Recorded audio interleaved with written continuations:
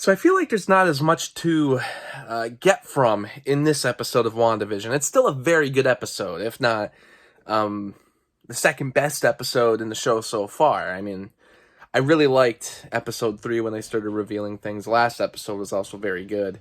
But I don't know. This one, it doesn't seem like they were revealing things as much. There's some more mystery going on to the entire show and what the exact plot is and what the secrets are. But it's more a continuation of the last episode where we were kind of introduced to some things and the idea that Wanda is controlling everything. But I think there was a lot of stuff there for the fans and of Marvel in general. So it's a good episode. So I'm going to talk about it real quick. It's good. It's a very well put together show. This episode seemed to be going more for very late 90s and early 2000s sitcoms. So, I knew they did the 80s previously, but I thought they would maybe do the 90s. Some of the stuff you'd see from 90s TGIF especially. But I guess since that was so similar to the 80s, they just skipped on to the, 2000s. I guess some shows were similar to this format in the late 90s, but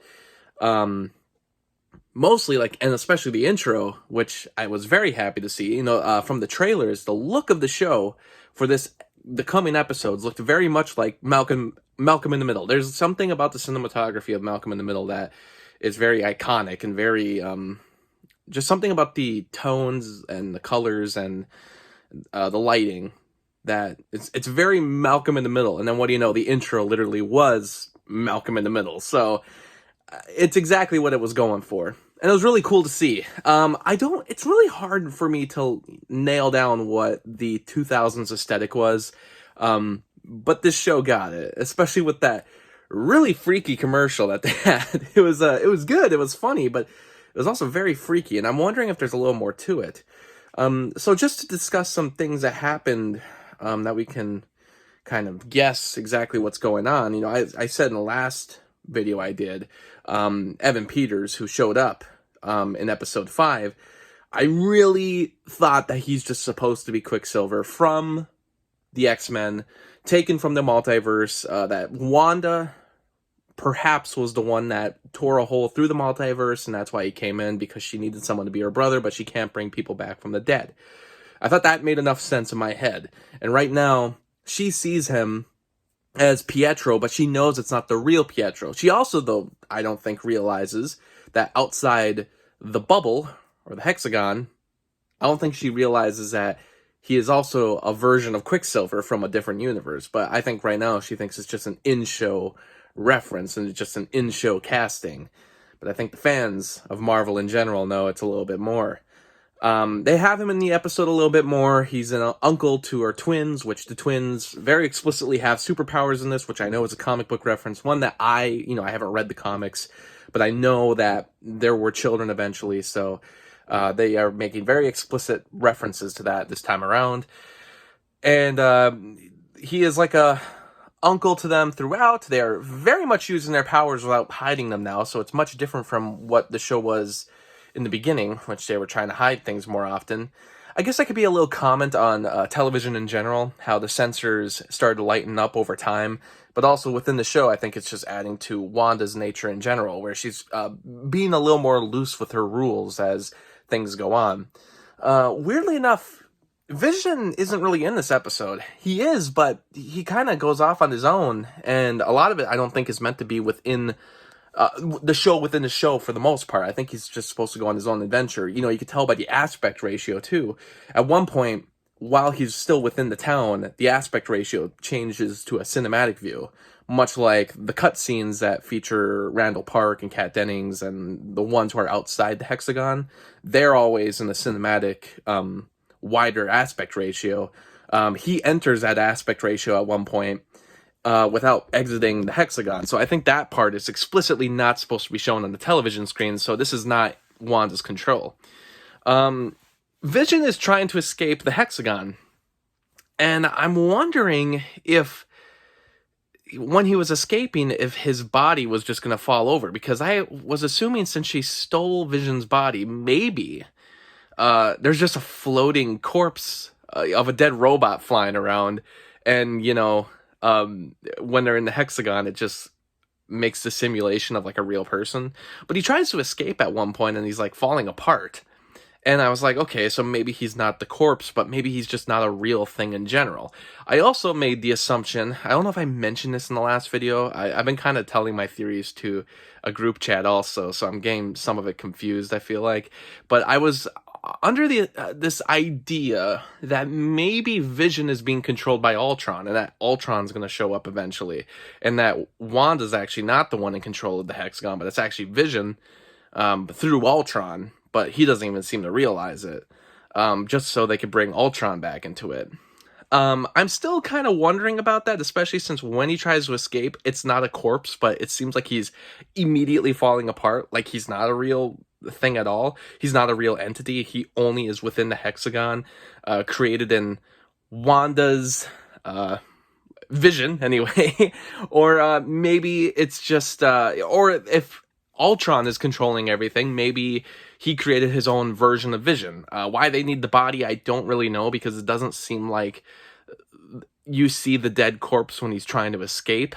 But possibly there is an explanation for that. Maybe there'll be an explanation for why Wanda stole it and what happened to it. But she does stop it at one point. She like freezes the entire town, which makes sense because she still has some control over it. So I guess she's controlling it. But like I said, I have my questions. I have my thoughts that maybe she has only some control and that the other control goes to Ultron. But there's a weird part in this episode where they're going to like outskirts. Vision goes to the outskirts of town, and kind of like a video game where people are just sort of running the loops. It's like when you're in a cutscene of a video game and you're only supposed to be in one area, but you go to a different area and all the characters are like not active or they're kind of glitching. He kind of goes to that area of a town, like where everybody's basically frozen. He's trying to talk to them and no one's responding. And I guess the idea is it's like possibly, and we've never been introduced to this idea before, but possibly anytime Wanda and Vision are not around the townspeople, maybe they just freeze. And Wanda doesn't take the time to control their lives beyond what they see. It's kind of like the whole, if a tree falls in the woods, do you hear a sound? Well, if Wanda and Vision are not interacting with those characters, do they have a life? And I guess they don't. And it's kind of freaking Vision out. But I'm wondering why they're frozen. Now, it could just be because of the simple explanation of Wanda stopped controlling them when they're not on screen, so why waste the time? But they really start to go into, in the outside world of the hexagon, they start going into Hayward's character a little more about, he's becoming a little power hungry. He throws the three main people off the team. They end up having to break back in. Kat Dennings starts breaking into the security system and realizes that he has like markers on all the people in the town. So he has like an accurate count of how many people are in the town and has markers on them where they're all frozen. But I'm wondering if he's the one freezing them themselves. Now, there's been a lot of theories. I know nothing about Mephisto. I don't. But I know that there's been some theories that he's going to be a villain in the show, or at least that Hayward is actually a villain. There's also been ideas that Catherine Hahn's a villain. I've also heard that Evan Peters is not actually Quicksilver and he's playing someone else and he's a villain, which I don't buy that at all. I think he is just playing Quicksilver from the X-Men, and that will be eventually revealed. Some people have also said that Quicksilver will just be a villain, but I don't know about that. I think the angle where it's actually Hayward makes a little more sense. And the fact that he has all these markers on people, I'm beginning to wonder if he's like simulating his own control, or if even then he actually has control over it already. Maybe he's the one controlling everything, and maybe Wanda went in to fight him, to fight that control, and then got so lost in the madness that she forgot why she was there to begin with, or actually thought she was given control, or at least she had control because she was tricked or something. Maybe Hayward is working with Ultron or has some connection to Ultron, because I still think the Ultron angle is great. Or he could be just a new villain of the show. I also heard someone online say, just because the sitcom part of the show is very similar to Malcolm in the Middle, that gives more, that leads the way for Bryan Cranston to come in, because he was in Malcolm in the Middle, and there's been theories that Bryan Cranston will show up in the MCU eventually as a villain. I think it's a very loose connection, but it'd be cool nonetheless. But I just think the sitcom parts. There's so many references to other sitcoms and past shows that I don't know if we can take all of that as hints. They're more, I think, just references, but it's kind of tough. There's a part where they do a flashback of the characters, very Malcolm in the Middle-esque flashback of Wanda and her brother Pietro when they were younger, and they were dressed up very similar to Nick Fury and Black Widow. Now, is that supposed to be a larger reference to something else, or is it just a reference? Well, that's kind of what's fun about this show. You don't really ever know. It could be anything. Until we get to the end, everything could mean something, or maybe some of it's just there for fun. I think what's weird is that with Evan Peters, now, some people have been saying online, oh, we still don't trust him. I don't think he's a villain. I don't want to buy that. I think he is just supposed to be Quicksilver. Like I said last time, I think the answer is a lot more simple than people are trying to make it.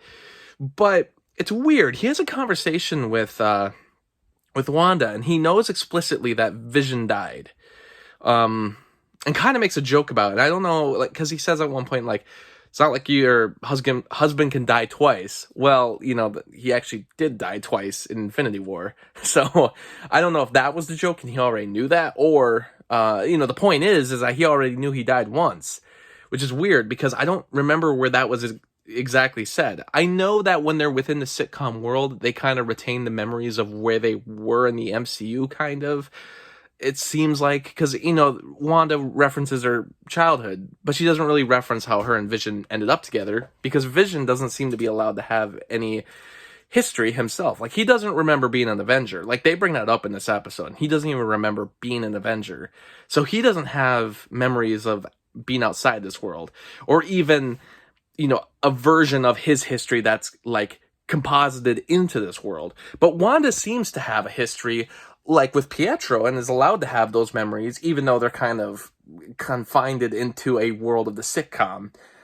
She still has, like, flashbacks with Pietro, and he also seems to have memories and can, like, remember that Vision died, and he makes a really weird comment at one point where it almost kind of sounds like he knows that he's not the legit Pietro or something, which, yeah, as an person who's showing up as a replacement actor, yeah, he's not the real guy, but it's weird that he knows that when none of the other townspeople seem to know where they are. It's almost like, was he given more leeway for his history? Was he allowed more information by Wanda? Wanda didn't seem to have any control over him coming in, and if he's actually from the multiverse, which I think he is there, like, kind of a weird way around that, so he's, like, allowed more history? It's also weird that he's allowed history that, if he's from the X-Men, he technically shouldn't know. So it kind of makes a lot more questions about what's going on. I'm still under the impression that he came from the multiverse, and that when he's in the hexagon, he's like a lot of the other characters where his mind's kind of wiped.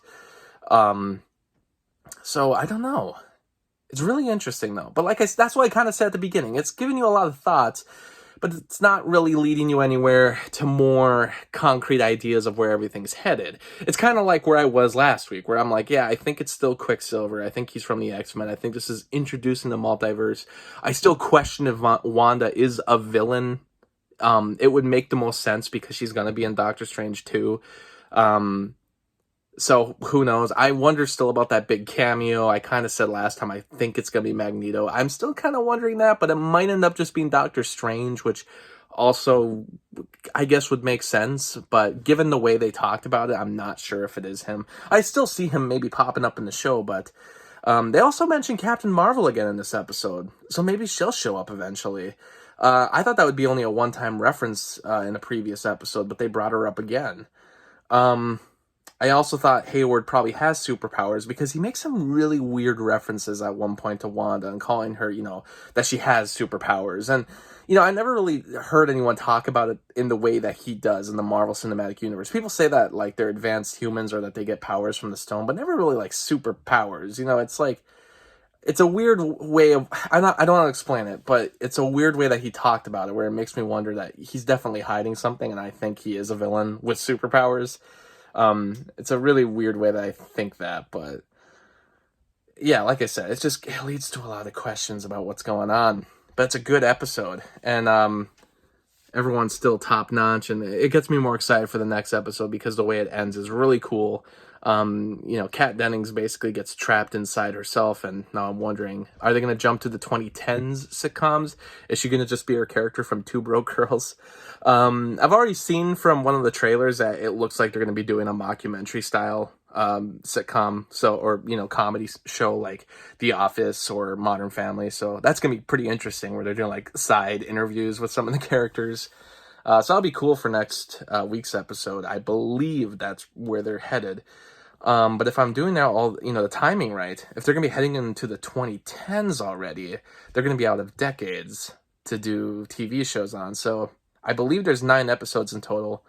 We're on episode 6. So once I get to the 7th episode, we're going to have like 2 more episodes where there's no decades left to go to. So I'm wondering if those ones are where things are going to be, obviously wrapping up, but it's going to be way less sitcom based and way more things are going down based. I know I'm running out of things that I saw on the show. I'm kind of wondering if that commercial was like a bigger reference to the fact that, the kid is given like this yogurt and like the claymation styled, commercial. He's like given a yogurt, but he's never able to open it. It's like he's stuck frozen, and then you go through like hundreds of days where basically he becomes a skeleton, and that's like the joke. He never opens the yogurt because he dies because he was frozen still and couldn't open it for some reason. But I'm wondering if that's a bigger reference to the people in the town who are frozen themselves for whatever reason that Vision finds on the outskirts of town. So I'm wondering if that's a reference to them, like, oh, the rules of this world are, they're actually dying. I kind of thought that if you're in that world, that maybe you're just allowed to stay alive, and it's TV show rules, and if you ever leave, you're fine. But it may be actually what's happening is they're dying because, they're not eating, because Wanda's not, taking care of them when she's controlling them all. She's just freezing them, and that's it, and it's going to kill them. God, I still kind of wonder where her kids came from, too. Like, did she legitimately have kids? I mean, who are those kids? Because it's only been, like, in this world, hasn't been that long within the hexagon. Anyway, she expands it at the end of the episode, too, so she's only making it bigger now, and we're kind of left it at that. So I'm like, can she take over the entire world with this thing? I don't know. It's getting wild. But I'm really digging it, and I'm really digging all the different theories online. And like I said, I kind of said more theories last time because that was the first episode that really opened up the idea of like, oh, this is probably multiverse. And I'm still on that. I think Quicksilver is just Quicksilver, and that his mind will awaken at one point, and he'll be like, where is everybody? Because he's in a completely different universe. I do think Hayward's going to be a bigger villain, and I think there is still going to be a bigger cameo that's not necessarily from the MCU. I think there will be another X-Men cameo. I do think that there may be more MCU characters. Like I said, I do see Doctor Strange showing up, or even Captain Marvel. I thought the Captain Marvel stuff was maybe going to be saved for a second movie, but the fact that they reference it again kind of tells me maybe they are building towards her showing up at some point. I do think that character is going to be in Captain Marvel 2, and now the fact that she left... and then her mother died without Captain Marvel being there. I think that will be brought up in the Captain Marvel 2, but I'm wondering if she's still going to show up in an episode. And I do think Doctor Strange showing up would make a lot of sense, because why wouldn't it? Because, Wanda's going to be in that movie, the second Doctor Strange. But I still wonder if it's going to be a bigger cameo than that from like the X-Men. And I've said Magneto or Wolverine. I'm leaning towards Magneto at the moment, but we'll see. It's really cool.